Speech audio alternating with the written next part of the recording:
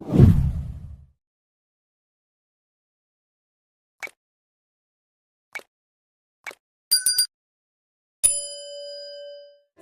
इश्क हो खुदा करे, तुझे इश्क हो खुदा करे। तुझे कह रहा हूँ बार बार हाथ ना लगा मुझे। तू बदतमीजी नहीं कर रहा, प्यार से कर रहा हूँ। मैं कह रहा हूँ हाथ ना लगा।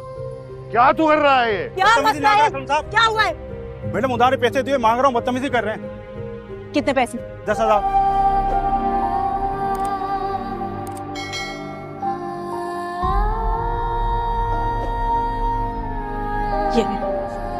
ये ले मारे मुझे, मार मार के तोड़ ले मेरे, मार मुझे, मारे मुझे, छोड़ मुझे, मैं नहीं छोड़ूंगी, मैं छोड़ मुझे, नहीं छोड़ूंगी, मुझे माफ कर दे, मेरी एक बेटी में थोड़े पर मुझसे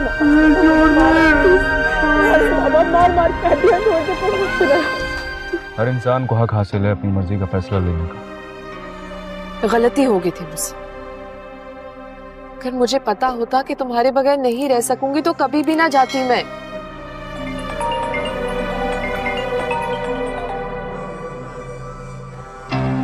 तुम बताओ, बहुत एक्साइटेड थी, कह रही थी कि फोन पे नहीं बता सकती हो। सब खैरियत थी? क्योंकि सामने बतानी थी ना। तो ऐसी कौन सी बात है जो सामने बता रही है तुमने?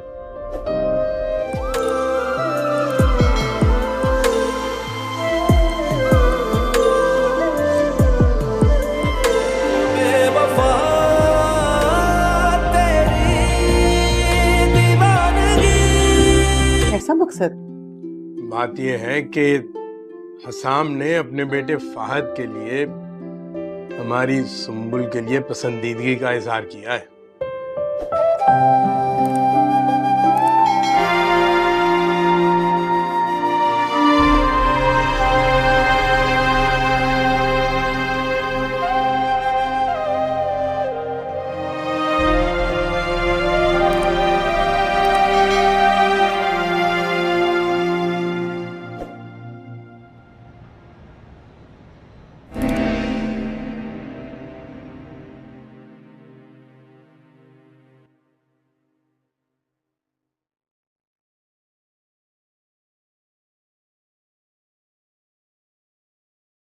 आप सुबह क्या पहनेंगे मुझे बता दें, मैं इस्त्री भी कर देती हूँ। फिर खौफनाक ख्वाब समझ के बस भूल जाओ।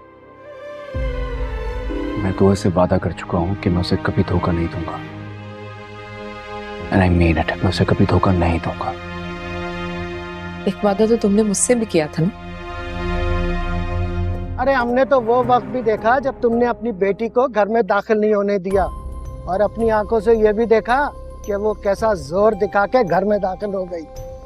अब मोहल्ले वालों बातें बना रहे हैं अब कि तुम्हारी बेटी बहुत मुंहजोर हो गई है। चलिए जनाब, आपने इतने प्यार से बनाया है तो खाना तो पड़ेगा ही।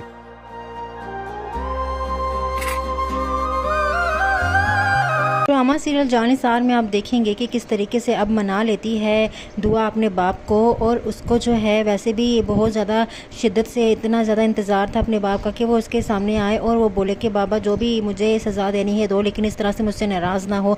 तो वो वही करेगी। अब दुआ जो है जैसे ही उसका बाप घर पर आएगा तो वो एक डंडा लेकर और आ जाएगी उसके सामने, अपने बाप के सामने, और कहेगी कि इस डंडे से मुझे मारें और जितना मर्ज़ी है मुझे मारें, इतना मारें कि जब मैं मर ना जाऊँ।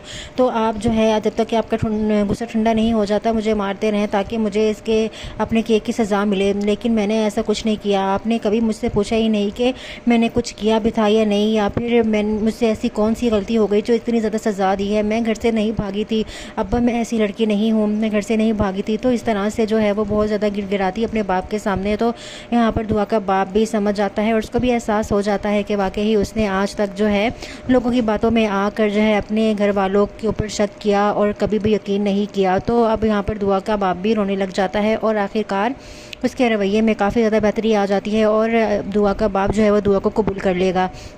अब यहाँ पर दुआ की फैमिली उसको मिल जाती है और उसके बाद दुआ बहुत खुश होती है। अब यहाँ पर दुआ की फैमिली तो उसको मिल गई, लेकिन दूसरी तरफ नुशैरवा की जान नहीं छोड़ रही है फरा। वो उससे शादी करके ही रहेगी क्योंकि वो नहीं चाहती है कि दुआ और नुशैरवा एक हो, और वो जो है उसके पीछे ही पड़ गई है। उसको जान से मरने की धमकियाँ देती है कि तुम ना मिले तो मैं जान से जो है ख़ुद को मार दूँगी और मेरे साथ तुम इस तरह से नहीं कर सकते।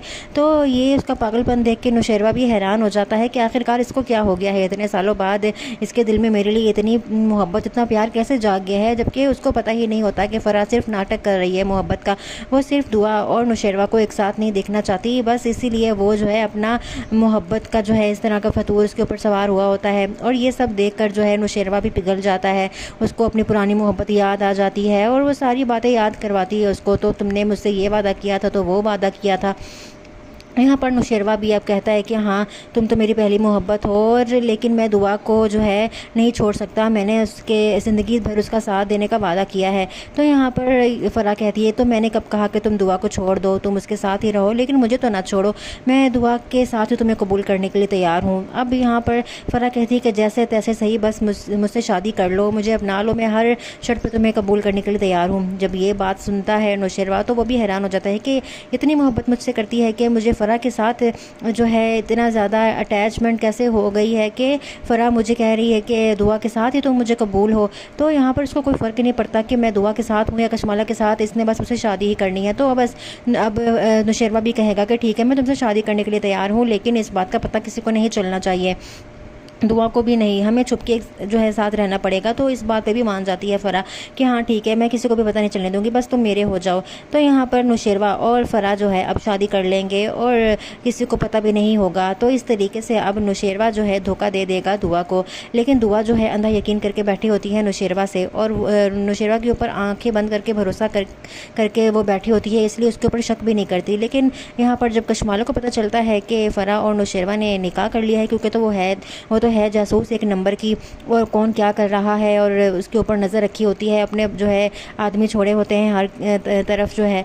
तो यहाँ पर उसको भी पता चल जाता है कि हाँ नुशैरवा ने जो है तीसरी शादी कर ली है। यहाँ पर अब इस बात का फ़ायदा उठाएगी कशमाला और दुआ को फ़ोन करके फटाफट बताएगी कि तुम्हारा जो नुशैरवा है और वो तीसरी शादी कर चुका है, तुम्हें पता भी है इस वक्त वो कहाँ है। तो इस तरह की बातें करेगी। तो ये बात सुनकर दुआ बहुत ज़्यादा जो है नाराज़ होगी कशमाला पे कि आखिरकार तुम क्यों मुझे फ़ोन करती हो बार बार, तो वो शादी नहीं कर सकता इस तरह से, और मुझे तो बताए बगैर ऐसे कैसे शादी कर सकता है, तुम क्यों मेरा दिमाग ख़राब करती हो। लेकिन यहाँ पर कशमाला पूरे प्रूफ देती है और कहती है कि मेरे पास पूरे प्रूफ है, इस दफ़ा मैं कोई हवा में नहीं छोड़ रही हूँ। अगर इतना ही यकीन है तुम्हें तुम्हारे नुशैरवा पर, तो बताओ इस वक्त वो है कहाँ पर, उसे फ़ोन करके ज़रा पता तो करो वो इस वक्त फ़रा के पास है। अब ये बात बोल कर जो है फ़ोन बंद कर देती है और दुआ जो है कॉल मिलाती है नुशैरवा को। तो नुशैरवा कहता है कि मैं ऑफ़िस के किसी काम से बाहर आया हूँ, तो इस तरह से झूठ बोल देता है, जबकि वो फ़रा के पास होता है। तो यहाँ पर अब दुआ जो है वो सोचती है कि कैसे पता लगाए कि इस वक्त नुशैरवा कहाँ है। तो अब यहाँ पर जिस तरह से कशमाला ने अपने जासूस छोड़े होते हैं नुशैरवा पर, तो दुआ भी अपने जासूस छोड़ देती है कि मैं इस तरह से जो है मैं पता लगवाऊँगी कि नुशैरवा इस वक्त कहाँ है। वो अपने आदमी से बोलती है कि पता लगा के बताओ कि नुशैरवा इस वक्त कहाँ है। तो नुशैरवा जो है जब उसका आदमी देखता है तो वो बताता है नुशैरवा इस वक्त फ़रा के पास है। तो इस दफ़ा जो है कशमाला की बात सच निकलती है और दुआ का गुस्सा आसमान पर चला जाता है। और जैसे ही नुशैरवा घर पर आता है तो दुआ जो है वो उसके ऊपर गुस्सा हो जाती है, नाराज़ होती है और कहती है कि मिल आए हो फ़रा से, तो तुमने शादी कर ली है क्या फ़रा से। तो यहाँ पर नुशैरवा कहता है कि इसको कैसे पता चल गया, और यहाँ पर वो काफ़ी ज़्यादा यकीन दिलाने की कोशिश करता है नुशैरवा कि तुम्हें ये किसने बताया है, ऐसा कुछ भी नहीं है, मैं तो तुम्हें कॉल करके बोला था कि मैं तो बिज़नेस के किसी काम से बाहर आया हूँ, तो यहाँ पर मैं शादी करने थोड़ी ना गया था। लेकिन उसके बाद नुशैरवा मानता ही नहीं है, लेकिन दुआ को तो पता होता है कि ये शादी कर ली है इसने, ये फ़रा के पास था। अब दुआ का भरोसा टूट जाता है और वो कहती है कि मुझे तो समझ नहीं आ रही कि मैं तुम्हारे साथ करूं क्या, मैंने तुम पर भरोसा किया था और दूसरी दफ़ा मेरे भरोसे को तुमने तोड़ा है और अब मैं तुम्हारे साथ नहीं रह सकती हूं। तो यहाँ पर नुशैरवा काफ़ी ज़्यादा उसको रोकने की कोशिश करता है, लेकिन दुआ नहीं रुकती है, क्योंकि उसके घर वाले तो वैसे भी राज़ी हो चुके होते हैं। अब दुआ के पास उसके पास रुकने का कोई जवाज़ नहीं होता है, कोई मजबूरी नहीं होती है। दुआ जो है अब नौशेरवा को छोड़कर अपने घर वापस चली जाएगी और वहाँ पर फूट फूट के रोएगी कि ये क्या हो गया, कि मेरे साथ उसी दफ़ा धोखा हो गया। दुआ ने नौशेरवा ने तीसरी शादी कर ली है। तो यहाँ पर आप कहेंगे कि उसकी माँ कहेगी कि ये मर्द होते ही ऐसे हैं, सब एक जैसे होते हैं। तो यहाँ पर अभी तक सरफराज की हकीकत सामने आना भी बाकी है। अभी तक उसको ये नहीं पता दुआ को कि सरफराज उसका बहनोई बन चुका है। अभी तो वो सरफराज के धोखे से नहीं निकली थी कि नौशेरवा ने भी धोखा दे दिया है। अब यहाँ पर बहुत ज़्यादा इंटरेस्ट आने वाला है कहानी में। दुआ और फरा जो है आपस में रहेंगे, लेकिन यहाँ पर जब बहुत ही जल्द एहसास हो जाएगा नौशेरवा को कि फरा जो है उसे सच्ची मोहब्बत नहीं करती, वो सिर्फ और सिर्फ दुआ को दूर करने के लिए ये सब कर रही थी। आने वाला एपिसोड बहुत ज़्यादा इंटरेस्टिंग होने वाला है।